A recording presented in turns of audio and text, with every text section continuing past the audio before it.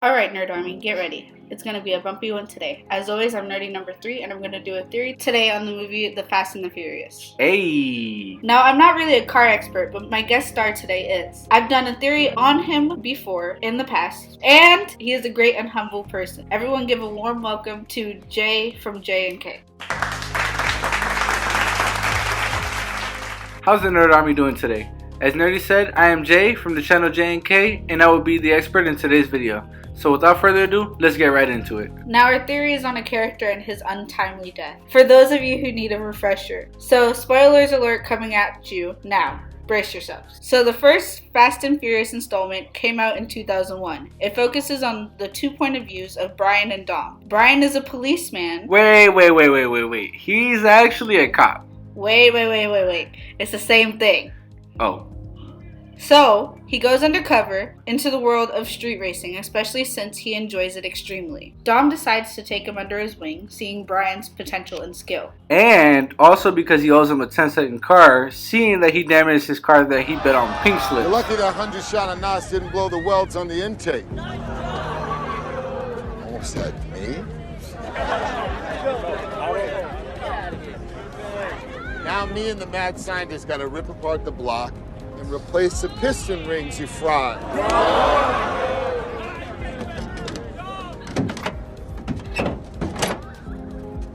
So while on the cover, Brian starts to get feelings for Dom's sister, Mia. Fast forward to the end, Brian has no choice but to confess he is an undercover cop just to save a close friend of Dom and Mia. Yeah, this is Officer Brian O'Connor. I'm off duty MAPD.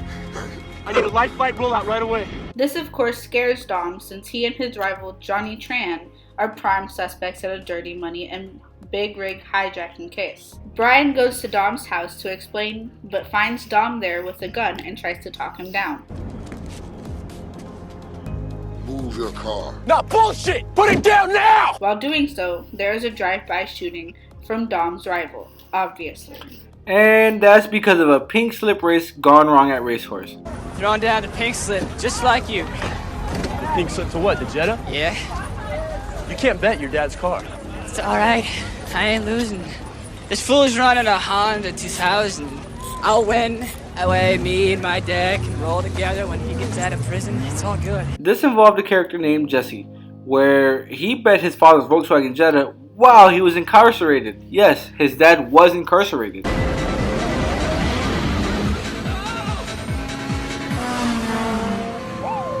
Shit! Oh god!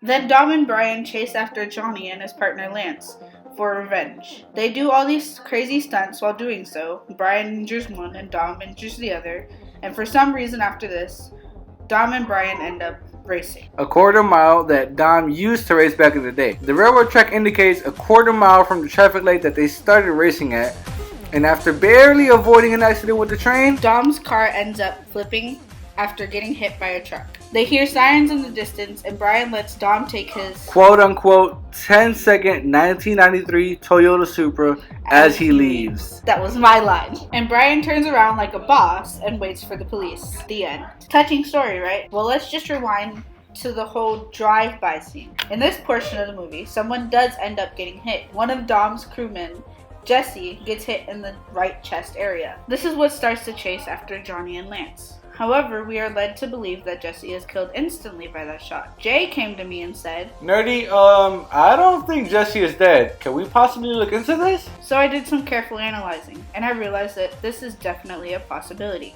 Jesse was hit in an area where he could possibly survive. Now I know that we don't actually see the wound, but we do see a pretty long shot of the blood splatter and the spread on his shirt. Now in order for us to understand the bullet wound, we need to understand the bullet. If we look at the guns that the gunmen were using, we can tell that they are Cobra M11-9s. Cobra M11-9s are 9mm submachine guns. So does that mean Pashon? Yes, that's exactly what it means. This also means that the bullets are literally barreled out in multiple rounds, and the diameter of his wound would be a little over 9 millimeters, based on projection. So what does that have to do with anything? Jesse's wound is most likely to be at the top center of the blood splatter, since he does end up laying down soon after getting hit. So since we have located an area range for the wound, we can use anatomy to figure out what was hit, if anything beyond the skin at all. Like I said before, Jesse was hit in the right lower chest area. So if we estimate the area, we can figure that the inners that could have been hit was either his lower lung or his upper liver, or maybe even a rib bone itself. So what are you trying to say? Does this mean my boy Jesse's still alive? Right or wrong? Slow your roll a little bit, Jay. Let me explain. Now I know y'all are thinking these are very important organs. No one could have survived a gunshot to the lung or liver. But there are many cases where this does indeed end up happening. When a person is shot or penetrated in the lung, it is very likely to assume the lung will collapse. However, some people do die instantly on impact, of course based on the projection of the object of penetration. The liver is a vital organ, but it can very well be recovered from a gunshot wound. A GSW, and that means Golden State Warriors, right? No, that stands for gunshot wound, to the liver is not as bad as the lung, even though they hurt just the same. So this is assuming that the bullet even hit the organs in the first place. He could have very well survived. But where did he go? Well, it takes 6 to 9 weeks on average to recover from a gunshot wound to the chest, plus many more weeks to recover from the PTSD of a shooting. So what if he's alive and just waiting to come back in a later movie? Wait. Do you mean to tell me that Jesse could possibly be returning in another Fast and Furious movie? Or am I just tripping? I mean, they solved a different death in a later movie in the franchise.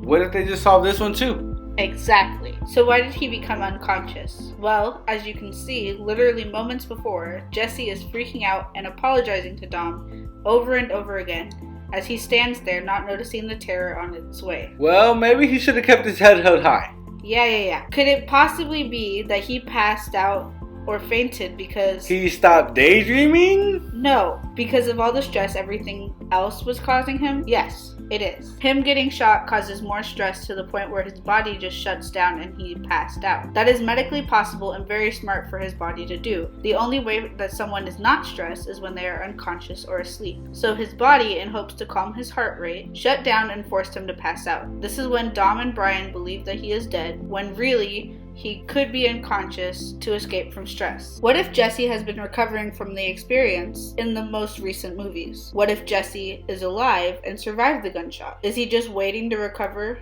to come back? Well, there's so many questions and so little time. Until next time, Nerd Army. And if you enjoyed this video, make sure to give it a like for Jesse to come back. Thank you, Jay, for joining me. It has been a pleasure. Remember, my theories are just that, theories. See you later, and remember to subscribe. Wait. We're not done just yet. Do you all think Jesse is dead or not? Be sure to comment down below. And while you're at it, come and check out my channel. I'll leave a link in the description right down below. I hope you guys enjoyed her video, and I look forward to you guys joining the Daydreaming family. Like always, never stop daydreaming and always keep your head held high. Or you may end up just like Jesse. You've been warned. Keep your head up. Alright, Nerd Army, I got some bad news for you. Unfortunately, I'm going to be going off to school soon. I'm going to try to come back with content as much as possible. Don't cry, I'm going to miss you all and I have you all on my mind. I love you all. Here's today's shout out. If you want a shout out, here's how to get one. Click the subscribe button, make sure to turn on your post notifications, and hit that like button. But don't forget to comment.